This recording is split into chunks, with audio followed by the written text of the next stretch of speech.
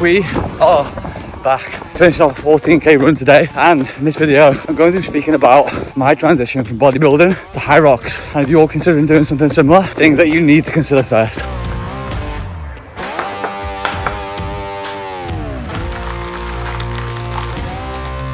I'm making up some greens, MP greens, which I'm taking daily, and then I'm also just making up some creatine and some beta-alanine just for jump back into some work. But this video isn't for hardcore bodybuilders who paint themselves in garden fence stain and pose on stage and budgie smugglers at the local leisure centre. It's more so for people who maybe been training in the gym for a few years, maybe your training has gone a bit boring, a bit stale and lacks purpose, and now you're thinking, I want to try that thing called Hyrox. Now the first thing we're going to run over today is, what is your starting point? And this is important. It's a bit of a sliding scale, and these kind of problems that you're going to need to consider, just as I did. So the first few things you're gonna have to consider is probably one, how stiff am I? How heavy am I? When was the last time that I ran without curling over and having a cardiac arrest? What is my likelihood of injury at the moment? And lastly, how many times per week can I realistically train? This will then help to guide you sort of where you land on this very simple scale that I like to call hench to Hyrox. It's kind of a joke, but this will actually help you to really find out how much work you need to do, how much training volume you can start with, and also how much self-prescribed pain you're going to realistically have to put yourself through. Now, one of the biggest things that we have to take into consideration if you're coming from doing gym training or bodybuilding is obviously the running, which is such a big element to Hyrox. So this is where a lot of people tend to get injured, so listen up with this bit. If you're going running from literally nothing at all, then we need to start to establish a baseline just of what the body feels comfortable with. So going out and doing some run walks, maybe between 3 to 5k, is going to be useful. And then from there, once you've established a base, you can start to scale your running volume weekly by about 10 to 15%. Which is going to allow you to build up that time on the legs without the risk of injury. The other big thing is patience, something that I didn't have when I first got into it. I ended up being injured probably for most of the year last year, and that was just from watching others, copying others, looking at people's training mileage on Instagram or Strava, and upping mileage too quickly for my own body. Don't get involved in junk mileage. The other thing that's useful when it comes to starting running Hyrox is varying your terrain. That doesn't just mean going for trail runs or running through horse shit. Going through different elevation, going uphill is actually a really useful tool for someone new to running because the impact is way lower on the body. So it's something to definitely try, along with focusing on recovery. I always say you can only train as well as you can recover, and you can only compete as hard as you can train. So focus on some of the principles of prehab, doing foam rolling, soft tissue work. Seeing a physio is a big thing as well. One of the first things I did was went to get my gait tested, because if I'm putting a lot of mileage through an unstable or poor efficiency with running, then I'm bound to get injured. And that leads into looking out for warning signs. If I've buckled my knee one day, or I know that I'm absolutely gassed, then that's an early warning sign to potentially pull back. Pain is a good indicator. Pain doesn't mean you've done a bad thing. It just means that pain is warning you, whatever you're doing, you need to pull back on at that time. So look out for those early warning signs, and don't always just push through and try to be a hero. And very lastly, off your feet training has become very popular than Hyrox. And something that as a heavier guy or heavier athlete I have to utilize, which means I do a lot more zone 2 work on the bike. And to be honest, this should be a lot of your training anyway, especially when you're building up and you haven't got much of a base. We look at your fitness level as a triangle. A lot of people want to do the sexy stuff, the speed work, the VO2 max work, the threshold stuff at the very top of the triangle, but we don't just want a skinny triangle with a small base. We want a nice big triangle with big surface volumes. That's going to mean making sure we're doing a lot of zone 2 work to build the base of that triangle and put mileage to the legs. So at the end of the day, we want legs like iron. We want to churn these legs over, and the bike is really useful at doing that whilst mitigating injury. Today we're going to be cracking on with a sim. We're going to be going through a simulation today of every single part, every station, all the runs, just to kind of get an estimate of where we're up to and where my fitness level is up to. And if you're someone who's like thinking about Hyrox, or thinking, I wonder how I'd get on, running this sim isn't the best thing, but you can run something similar, which is what I'm going to speak about after we just enter the hole.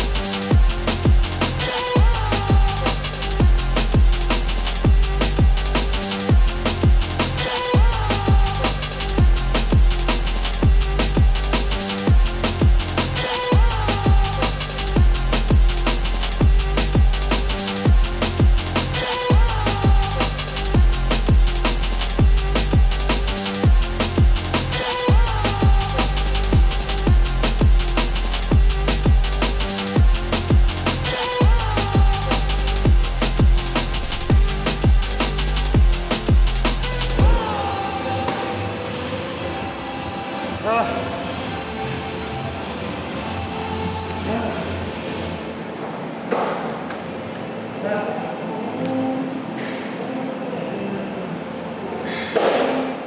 finished a workout with Mark then. I finished my sim yesterday. Feeling tired today, but got through a good workout, flushed the legs and stuff out. Didn't work too hard, but you don't have to do a sim if you want to test where your fitness is at. You can do something like I was speaking to you about yesterday, a PFT or PST test. I'll pop it up on the screen here. And it's just basically a mini workout which sort of simulates a little bit of what a full Hyrox is like, but if you're someone new to it, you can get a base for it. So try it out, take it for a spin, see where your current point is and see how you can improve it over a training block. That was one of the things that I did at first. Feeling tired after sim today, but me and Mark have just done a few bits.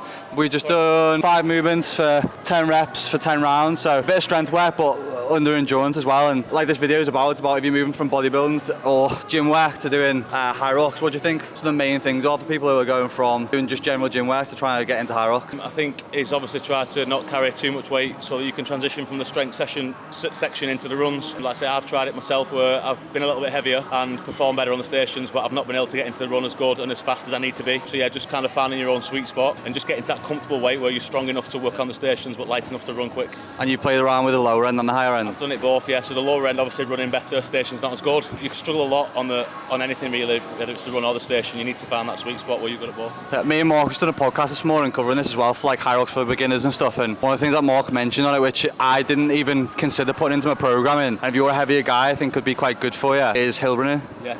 So I find personally with hill sprints that obviously going down can be pretty tough, so take your time going down. Coming up, it's not taxing on your joints, it's just all about engine. You're building the power in your legs, you're building the stamina. Obviously you're working on your engine a lot more, and it also, that transitions across onto your flat running then. You're not fighting gravity, you're building a lot more strength in your legs, and it becomes a lot easier quickly. I think it's a quick fix. I find after 6-7 weeks of incorporating hill sprints, I think everything comes on within that time frame. Yeah, Mark's main secret is peri chicken, so that's exactly what we're fucking doing.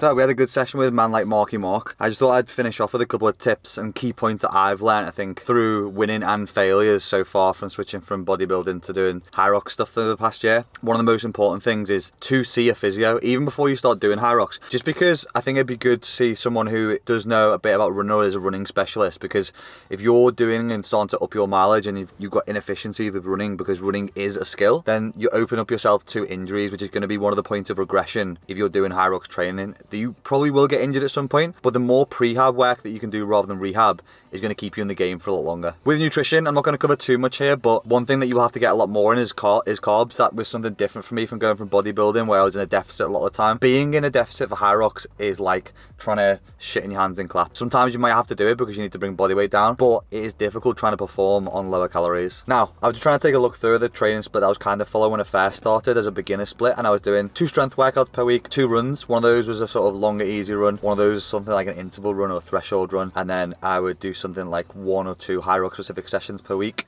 The thing I've been doing more of is obviously I was on the bike before doing off your feet training. Just as someone who's a heavier guy going from bodybuilding to Hyrox, it's good doing some of these zone 2 work on the bike. So if you can get on it, if you can get on one, I know, I understand it's boring, but it is definitely a lifesaver or an injury saver when it comes to doing that long monotonous donkey work over time. Also, just some final thoughts is just the way that you move when you're doing bodybuilding as opposed to Hyrox is way different. Everything that you do with bodybuilding is slow, controlled contractions, where for Hyrox everything is moving fast, dynamically and under fatigue. So the way in which you start retraining your body is going to be important, so don't push it too quick. And one of the biggest things that I think came as a positive from doing it was my improved relationship with my body. I think when you're so close with a problem all the time and you're looking at it with a magnifying glass rather than a telescope and taking a step back and getting some context, you can definitely burn your head out. And I think doing Hyrox training, you move the focus away from just body to performance and maybe looking at your body as well. And as a byproduct of focusing on performance, health and aesthetics, I think you get or can get a better result. If you enjoyed this one and it was useful, please, as always, like and please subscribe to the video because a lot of you guys still watching who haven't hit the bloody sub button. So get on it.